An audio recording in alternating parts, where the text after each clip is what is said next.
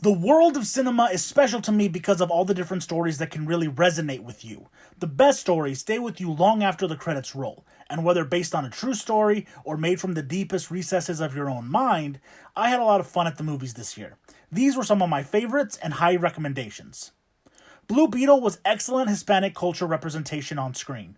Zolo does a great job of getting us into the suit, but it's the family dynamics and the constant Mexican music blaring throughout that made this feel both appreciated and familiar. It's a very underrated superhero movie that deserved a lot better. TMNT Mutant Mayhem was a blast. I love the animation style, and this teenage take on the Turtles made for some entertaining and unique jokes and dialogue. It had some of the best music to action sequences out of all of the movies this year. Spider-Man Across the Spider-Verse was a work of art. Not only is it a beautifully animated movie, but it boasts some truly terrific emotional beats that make it such a special sequel. I can tell you that I almost screamed when I saw the to be continued title slide.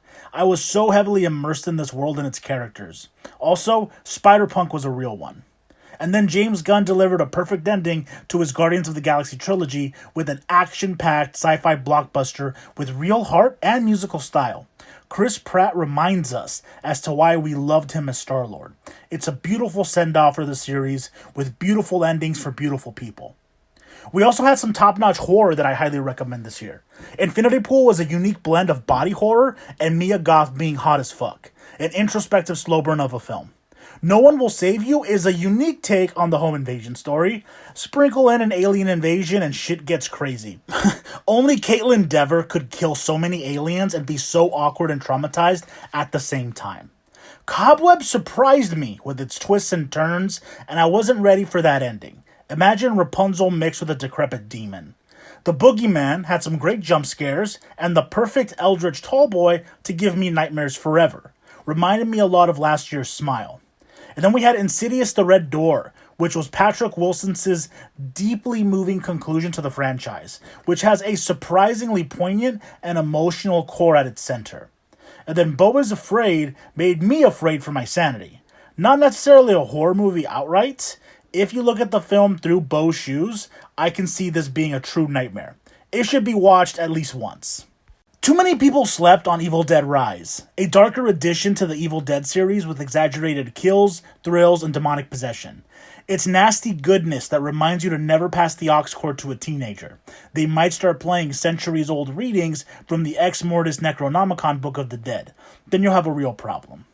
Megan is so much better than people give it credit for. An AI inside a robotic doll protects her human by killing a bunch of people. She just looks good doing it with her designer outfits, bulletproof vocal range, and TikTok dance skills. And then we had The Pope's Exorcist, which was not good, but I still recommend it because of how batshit crazy it is. Russell Crowe is hysterical as a demon-fighting exorcist with a strong Italian accent riding a Vespa down the streets of the Vatican. Some movies tease one sequel, this one teases 199. Fuck yeah, I will watch Russell Crowe fight demons any day. Australia came out with a unique take on possession and talking to spirits, with A24's Talk to Me. Instead of spending a Friday night playing with the Ouija board, these kids livestream themselves getting possessed by a severed embalmed hand. Full of likable characters, this is a hopeless dredge into misery and terror, but it's really stylized, which makes it cool. Great sound design, and even greater ending. The jump scares are effective. But while all these were great, Demian Rugna created the most revolting, hopeless, and horrifying film of the year with Cuando acecha la maldad. His follow-up to Aterrados, the best horror film of 2017, this movie focuses on the residents of a small rural town who have a possessed man in their midst and must now escape before true evil is born. Argentina knows horror, and this isn't a casual film. There are things in this movie that stay with you. This is what horror is supposed to be. The comedies this year were also really good. Jennifer Lawrence was at the top of her game with No Hard Feelings.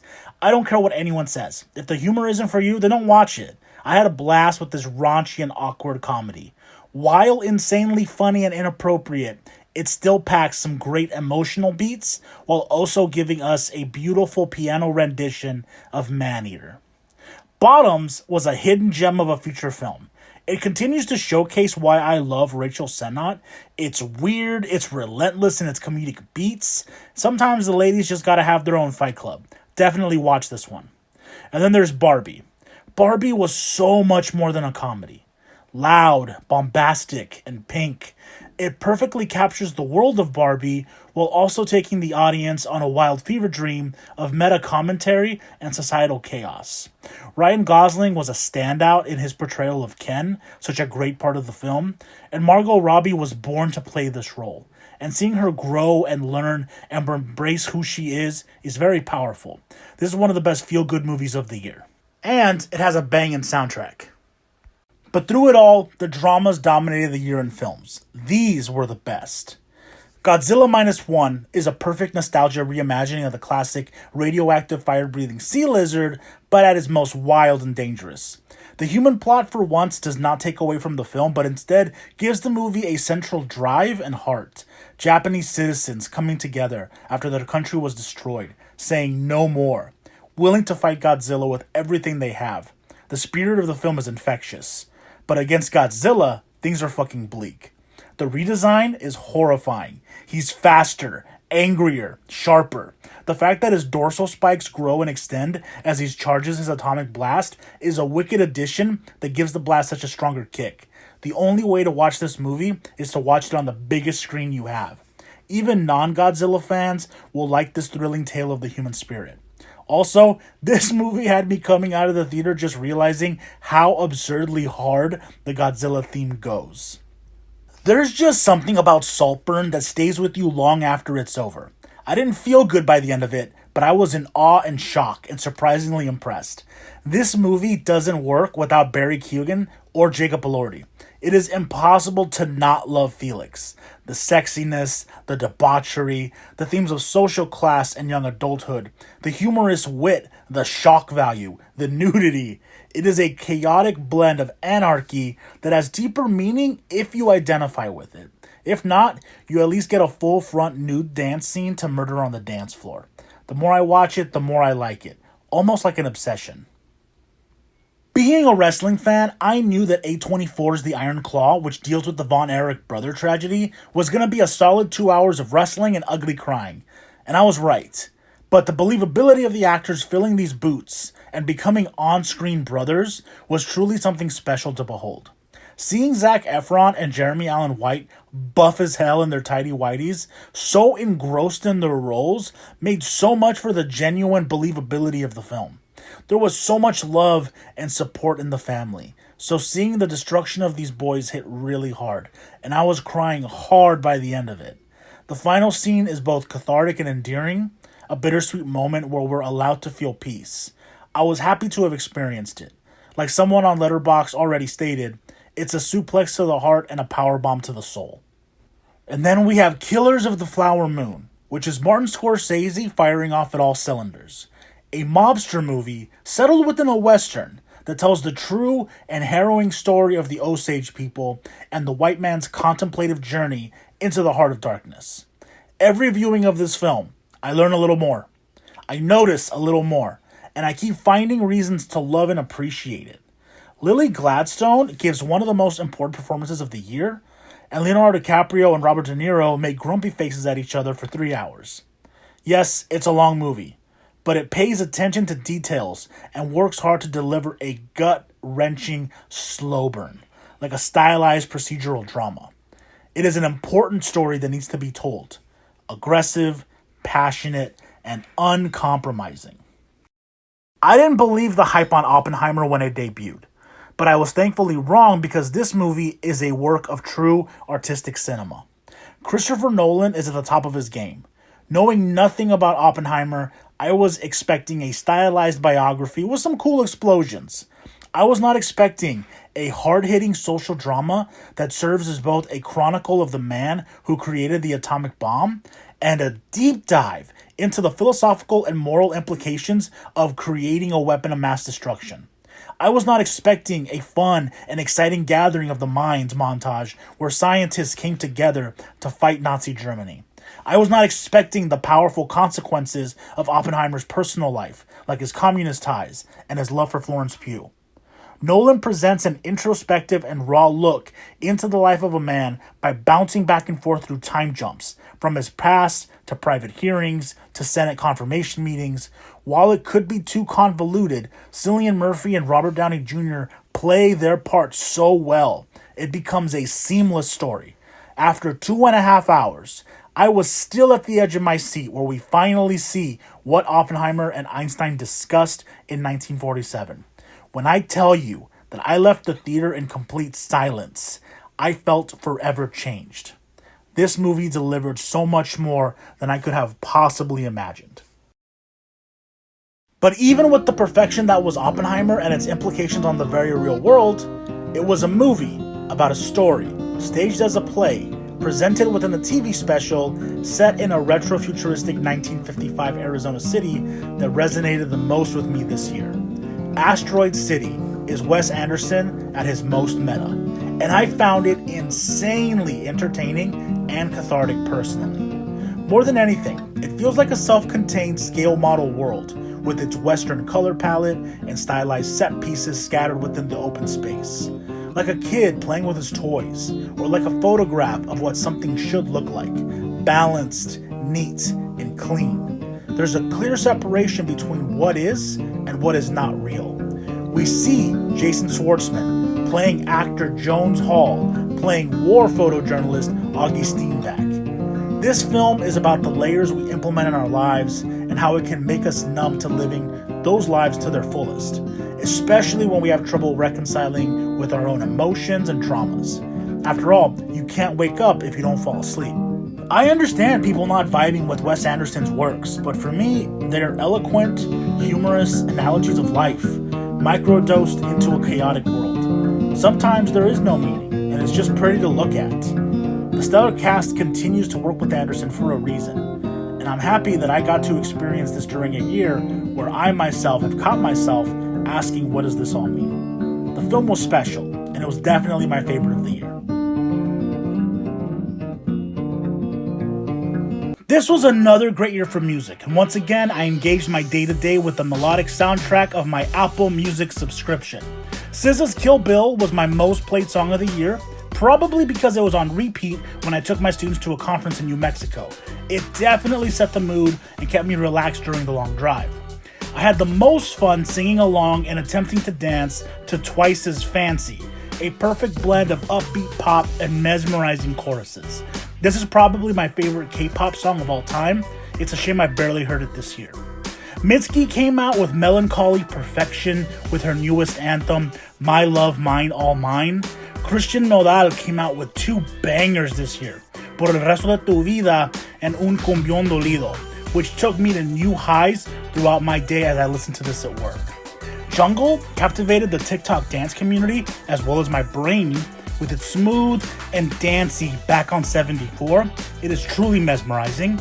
And then John Cook and Usher brought Sexy back with their absolutely iconic performance of Standing Next to You. Something that gives me goosebumps every time I watch. These 2 icons really did give us something truly special this year. When it comes to albums, there were many on repeat for me throughout the year. Some honorable mentions include Crown the Empire's Dogma, New Jeans' second EP Get Up, Vela Maya's Mother, and Lana Del Rey's Did You Know That There's a Tunnel Under Ocean Boulevard. But these were my favorites. Metro Boomin gave us a jam-packed album with his Spider-Man Across the Spider-Verse soundtrack. Am I Dreaming, Calling, and Self-Love are all instant classics. But Sway Lee singing his heart out in Annihilate is by far the best track. An absolute banger that is on heavy repeats. Then we had the Barbie soundtrack, which gave us some great music with the instant classic I'm Just Ken. Ryan Gosling really elevated his role with this theatric performance. But it was Billie Eilish's What Was I Made For that really steals the spotlight. Such a soft and haunting melody that hits me in the fucking heart every time I listen to it.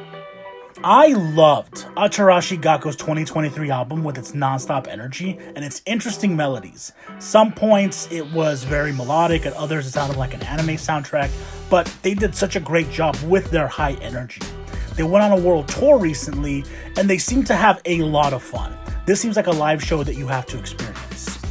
And then we have Bad Bunny, who of course dropped another album with Nadie Sabe Lo Que Va A Pasar Mañana, an unapologetic venture into his rapero roots. Monaco is a perfect song with a perfect sample and a perfect vibe. But while I loved all these albums, overall, my favorite album of the year was probably from Olivia Rodrigo, who came out with her sophomore album, Guts, which is a natural step up with greater ballads, more fun, and a strong vulnerability masked behind powerful guitars and radiant piano strings. All American Bitch is a perfect song. Girl Rage very much deserved and showcased. Vampire is so dynamic and powerful, it takes me to new places emotionally with her amazing vocal control. Pretty Isn't Pretty is a low-key banger with its anthem as a true pop ballad. It's absolutely wonderful.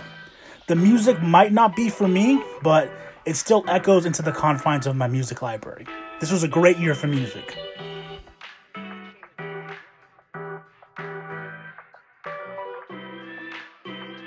"2023 was a huge year for gaming. So many good games, so many Game of the Year contenders. Baldur's Gate 3, Spider-Man 2, Starfield, Legend of Zelda Tears of the Kingdom, RE4 Remake, Alan Wake 2, the Dead Space Remake, Star Wars Jedi Survivor, and Hogwarts Legacy. So many amazing sequels and remakes, and so much limited time to play them all. Well, I wasn't able to play everything, but what I was able to play was great. Here were some of my favorites. Insomniac's Spider-Man 2 was a wild ride that built so much off of its amazing predecessor. Better in almost every way, you get the best of both worlds with both Peter and Miles. The action sequences are lots of fun, the story just as good, and the swinging dynamics and incorporation of the symbiote suit mechanics were chef's kiss. If you liked Insomniac's first Spider-Man and the Miles Morales spin-off, then this is more of that. More story, cleaner graphics, and an overall smoother experience. Capcom once again struck gold with the Resident Evil 4 remake. Made to play better, it exactly showcases why the original was so good. But this updated version shows us why games are perfect interactive and cinematic experiences. Walking around the village felt familiar for the nostalgia, but there was enough differences to make for a great re-experience. Atmospheric and action-paced, seeing certain moments enhanced, like help from the dog during the El Gigante fight, and the better usage of Ashley throughout the game made for a truly enhanced experience. I love Leon Kennedy, I love the Resident Evil franchise, so being able to go back in and re-experience on a tighter, more performance-based console really showcased exactly what I want in a game, and it's worth the price alone. My most engaging time playing a video game had to be during my run-through of the Dead Space remake. Nothing better than being scared shitless running around from eldritch terrors.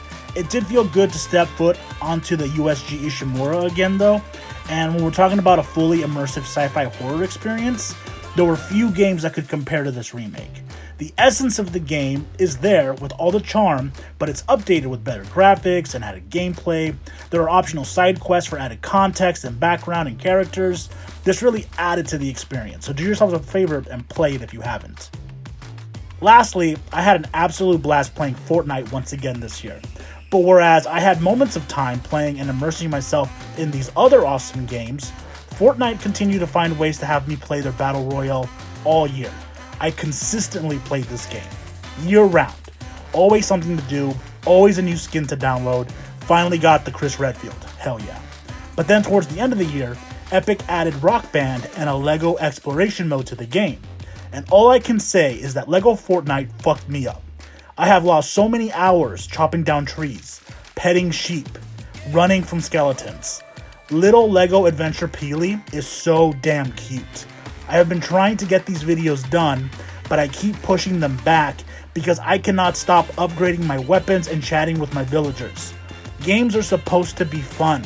That's what the best of the year means. This is fun. Losing yourself within a game is what it's all about.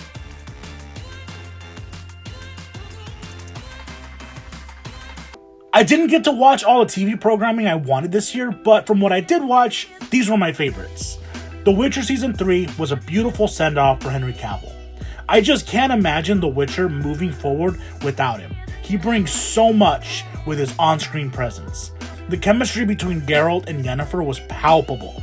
Seeing Geralt and Ciri grow in closeness and how they all become such a makeshift family was something rare and special to see on screen. The entire Conclave for Mages party was uproarious fun with equal parts drama, sexiness, and mystery. Overall, it was a fun and bittersweet closure for Cavill as he leaves the show. He will be deeply missed. The Fall of the House of Usher is Mike Flanagan's magnum opus, a glorious gothic horror limited series which showcases all of the elements that make Flanagan's storytelling so rich, verbose, and spine-chilling. This is a great miniseries that really conjures and channels the seminal works of Edgar Allan Poe. The cast is bombastic and familiar, the scares are well presented and psychologically poignant, and the stories and themes of family, mortality, and one's own namesake make for a rewarding experience. There is a lot of death in this one, so watch out. With the ending of The Walking Dead, I really enjoyed the Daryl Dixon spin-off show. Norman Reedus walking the hellscape of Walker ravaged France was something I did not expect to be as beautiful as it was. The cinematography was really pretty to look at, like a color palette steeped in northern rains. It was much better than I anticipated, and it has definitely been the best of the spin-offs so far. Gremlins: Secrets of the Mogwai is supposed to be a children's show, but it's still a great watch if you're an adult. Seeing the beautiful stylized animation with tellings of gremlin lore was a sight to behold, and there is nothing cuter than Gizmo. Give me more Gizmo. And then, the King of Monsters, Godzilla, had a hell of a 2023, with not just his amazing film and his comic appearances, but in his role in the Apple TV kaiju show, Monarch: Legacy of Monsters. Father-son duo Kurt and Wyatt Russell work like a charm, and the aspect and scale of these titans is truly awe-inspiring. It feels like when you're a kid watching these movies on screen. And again, we get more Godzilla. Monsters are just fucking cool, man. However, the best piece of television, hands down, was HBO's adaptation of The Last of Us. You don't have to play the video game to enjoy the show. It's a perfect show. It's a post-apocalyptic fungus nightmare, but within its ruined construct is the heart of the show, and that's the remnants of the last of humanity within an increasingly humanless world. The pilot set the tone outright, and it was an extravagant spectacle. The chilling cold open, the atmosphere and tension, and the grandness of it all. It was a great opening that felt like a mini movie itself. Pedro Pascal delivered on a level I was not expecting. There was a vulnerability in his Joel, and seeing him act alongside Sarah, played by Nico Parker, was devastating. It's a tragedy that we get to see unfold. We get to see all of the hurt that happens in this show. Episode 3 with Bill and Frank might go down as one of the sweetest and most heartbreaking pieces of television cinema out there. The love portrayed was so raw and so honest, it's a testament to how great the direction of the show was. The show is about the people in this destroyed world. But then there are the infected, the clickers, the goddamn bloater. These things were truly horrific, just as if they came out of the game. The kills and the thrills were great, but it was the stories of the people, the story of Joel and Ellie, that really made this adaptation work. I could rewatch this show again and again onto forever. It is definitely worth your time. 2023 was packed with so many good anime, so much to watch, and so little time. Early in the year, I got to see what all the hype was about on Tokyo Revengers. Takemichi was a lot more endearing than I thought possible, and the gang rivalry mixed with time travel shenanigans was oddly satisfying. I love the eclectic cast of characters, and the fight scenes are equally dynamic and high stakes. The Christmas showdown earlier in the year with the Black Dragons was some top-tier shonen anime, and the continuation of the Tenjiku arc had so many moments I was not ready for. I see why people love this anime. It's action-packed with some compelling drama mixed into its core. I love me some Goblin Slayer, so I was happy it came back this year. It was more of Goblin Slayer just killing goblins, which is all I need, but I did like the aspects of Priestess's growth as an adventurer. I love the training camp the higher-ups put together. I love the assortment of rookie adventurers. I loved Cowgirl basically being Goblin Slayer's wife, and the scene where Goblin Slayer has drinks with Spearman and Heavy Warrior was a nice change of pace. Throw in an elf wedding and this was lots of fun. Even though it debuted last year, this year I stumbled upon Love After World Domination, which is a super cute, Super Sentai anime blend of comedy and romance.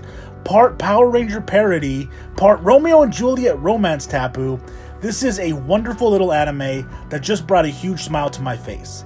Watching bug-crazed himbo Fudo and Reaper Princess girly girl Desumi try to have a secret relationship whilst being mortal enemies made for some truly wholesome and hilarious moments.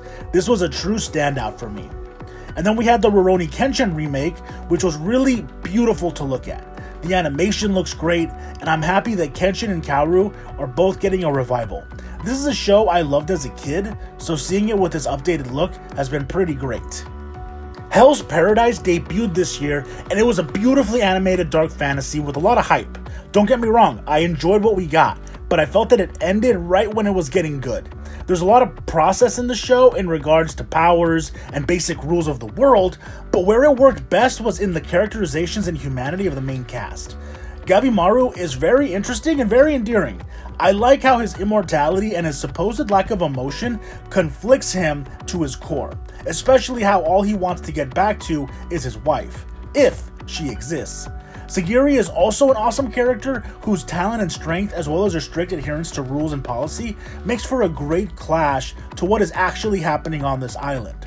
I want to see more from these characters.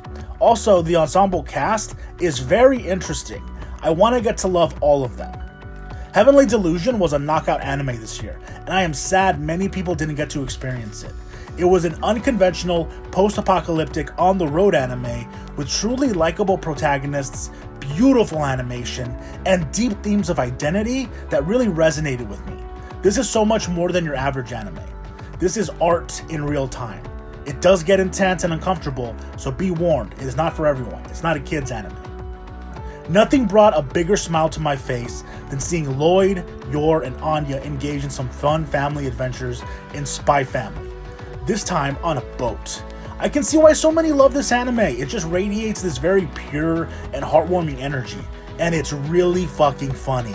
I am so often caught off guard by its random humor. Also, Yor is an absolute beast. I am 100% sure she can rival Star Platinum in a fight. The battle on top of the deck with the assassins surprised me with all of the graphic violence and blood. Forgot that this isn't a kid's show. After a perfect season 2, Demon Slayer did it once again with its third season, the Swordsmith Village arc. Again, perfect animation, a perfect soundtrack, and some truly jaw-dropping action sequences. Genya was a glorious bastard who came in clutch.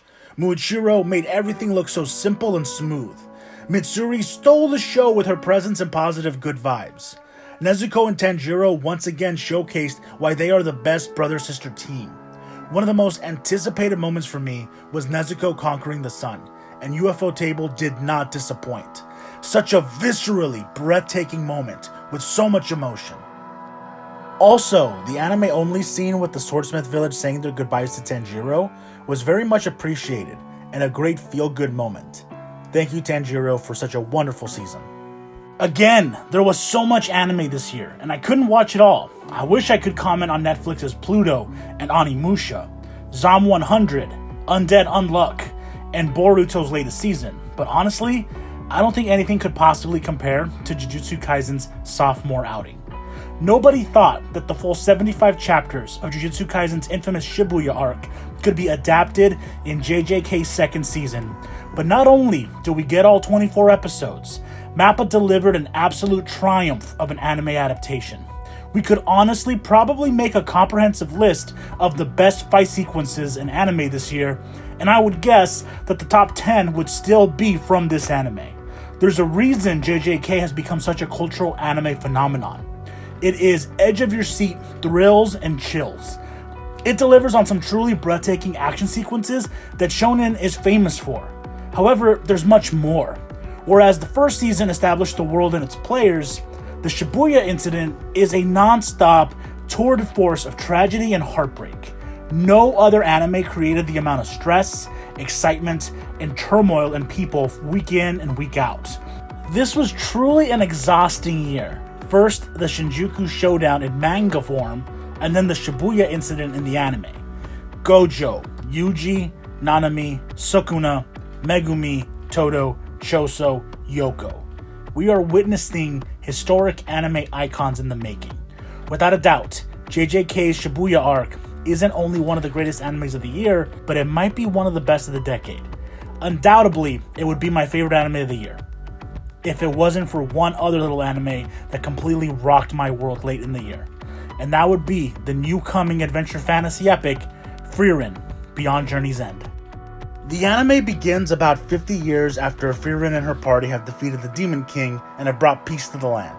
Frieren, as an elf, experiences time differently, and therefore will outlive her companions. With no great battle left, she is comfortable just collecting grimoires and spells across the land. It's a simple story, a slow burn of a story. With no sense of urgency or real attachment to others, there's a tragedy and a profound sadness to Frieren. The music is warm and soft. The settings are vast and hand-drawn. The animation is fluid and pays extra attention to detail. There is humor and contemplation everywhere, and that makes it feel so special. It explores the emotional takes and thematic aspects of human nature. We see Frieren struggle to become less detached and allow herself to find meaning with each moment by reliving and re-exploring her past memories with Himmel, Heiter, and Eisen, and creating new ones with Fern and Stark. The anime is a gentle, serene, and contemplative exploration of the world and the importance of legacy and memories. It isn't a spectacle. Instead, it's a lovely story of honoring the memory of your lost loved ones and celebrating their legacy and not drowning in grief.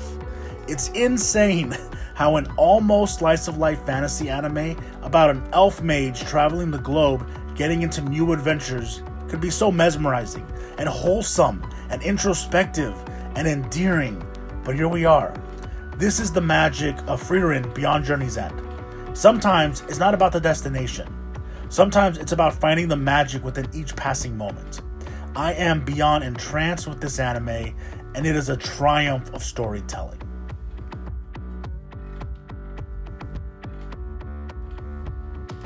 "2023 was a great year for comics, especially in how this year built on the stories I loved so much in 2022. Mark Waid and Dan Mora further cemented Batman Superman World's Finest as the quintessential superhero book. From finally seeing what really happened during Supergirl and Robin's awkward date to the retcon first team-up of Supes and Bats, this comic is hands down the most joyful and consistently entertaining comic series of the year. It is full of hope and wonder, just like comics are supposed to be. And then we have Batman's solo title, which was interesting. After Failsafe, Red Mask, and Night Terrors, Batman continues his descent into self-destruction. I like the addition of the new robot hand, and that his internal fight between Bruce and the Batman continues to spiral, especially through Selina's Gotham War arc. Seeing Selina transform crime in Gotham is a bold and interesting take, and seeing Bruce completely lose it, specifically being so black and white, causing more turmoil and division in his Bat family, is heartbreaking to see, but it's powerful. I just wish the family could be functional for once. Williamson and Zdarsky give us snapshots of what the Bat family can be, but it doesn't last. Batman can't let it. This itself is the tragedy of Batman. Luckily though, we did get some great Bat family moments in Tom Taylor's ongoing Nightwing, which again was glorious this year. From the dawn of DC and the importance placed onto Nightwing from the start, to his leadership of the Titans, Nightwing continued to have a great 2023. Nightwing 100 was an especially beautiful moment for Dick Grayson. Comics are supposed to be wild and imaginative, so the fact that we got a Justice League versus Godzilla versus Kong crossover is exactly the type of shit comics are meant to do. The art in this book has been nothing short of phenomenal, and there has been nothing more badass than seeing Godzilla standing atop a basically dead Superman. And then we had the X-Men. 2023 was not kind to the X-Men. We got the Fall of X, which has put an end to the mutants' Krakoan paradise. Starting at the Hellfire Gala, we got a shockingly violent attack on all of mutant kind. It's something poignant and something familiar. Some of my favorite aspects of the Fall of X has been the addition of Miss Marvel as a mutant. It works, she's fun, and her being part of the X-Men just makes sense. Kitty Pryde has also been kicking a lot of ass, and I like the leadership position that Synch has been given. Emma Frost has been a fucking standout, both in the X-Men comics and the Invincible Iron Man run. Her entire relationship with Tony Stark has been something I've rather enjoyed, and seeing Emma slay as her alter ego Hazel Kendall has been something that we deserve after all the death and destruction that happened at the Hellfire Gala. I look forward to seeing her take back what's hers. And then we have Cyclops. Cyclops ain't doing too good. Besides relationship problems all around, and his villainization for opting for brute genocide earlier in the year, he has been shelved for the majority of Fall of X. But at least he still holds true. However, if we're talking about comics of the year, there was nothing, and I mean nothing, that comes close to the excitement, the engagement, and the connection I had whilst reading, week to week, the Shinjuku showdown between the King of Curses, Ryomen Sukuna, and the Honored One, Gojo Satoru. It now feels like a fever dream, a where were you when it happened event. The Gojo gaggers and the Sukuna defenders, talk about hype. It was a once-in-a-lifetime event for the Jujutsu Kaisen fanbase. A battle between the greatest. An arc filled with explosive action, exhilarating swerves, and shattering of expectations. I was fully immersed each week as I watched Gojo perform miracle after miracle. And I wasn't the only one. This is probably the most fun the fanbase has ever had. The memes, the edits, the agendas. If you weren't in on the memes and jokes during those times, the Fraud Kuna agenda and the lime green memes, the when I catch you gay gay and the I will win jokes, then I do feel bad for what somebody might have missed out on. This is the kind of engagement you want from a fan base, and why anime and manga fans are so hardcore. I'm truly blessed to have been there in real time with real people. This was something else.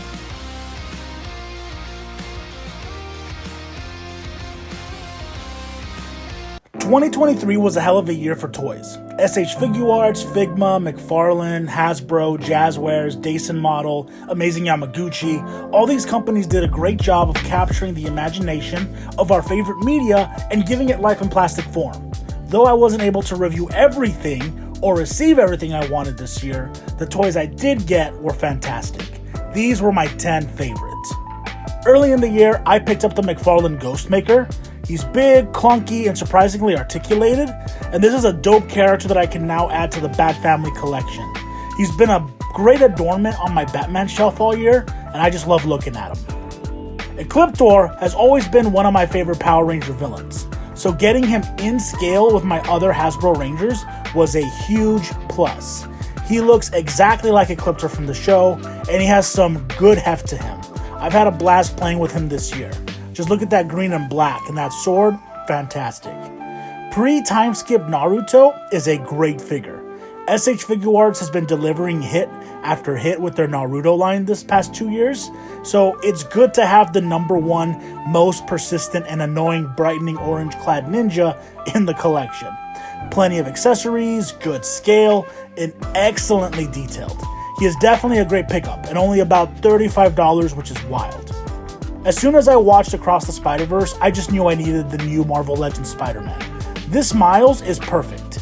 Arguably better than the SH Figuarts version, he has great articulation and is so skinny that he just feels so good to the touch. I love playing with him.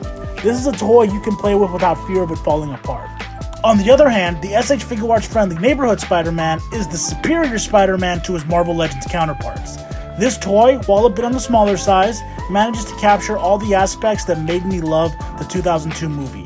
He comes with a bunch of hands, web accessories, has the cool signature costume look, and he comes with 2 Tobey Maguire heads that get better the more you play with them. This is a top tier figure, and I love him. We got 2 Yor Forger figures this year, but I was unable to get casual Mom Yor. However, I did get my hands on Thorn Princess Yor, who is such a great toy. She has a full range of motion, while also conveying a ton of additional facial expressions for optimal storytelling. She conveys action and is a lot of fun to play with. One of the best toys this year. While I know that SH Figuarts is probably going to make a better Denji figure in the future, Figma came in clutch with their Denji toy this year. This figure not only comes with Denji's likeness, a Pochita, and many other accessories, but he also comes with additional pieces to be Chainsaw Man. Not as good as the SH Figuarts version, but if you can't afford both, Figma does a great job of providing the whole package in this one figure, and that's worth noting.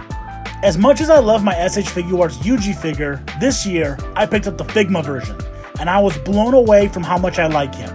Not necessarily as good as the SH Figuarts version, it still won my heart with its better detailed accessories and this smiling Yuji face.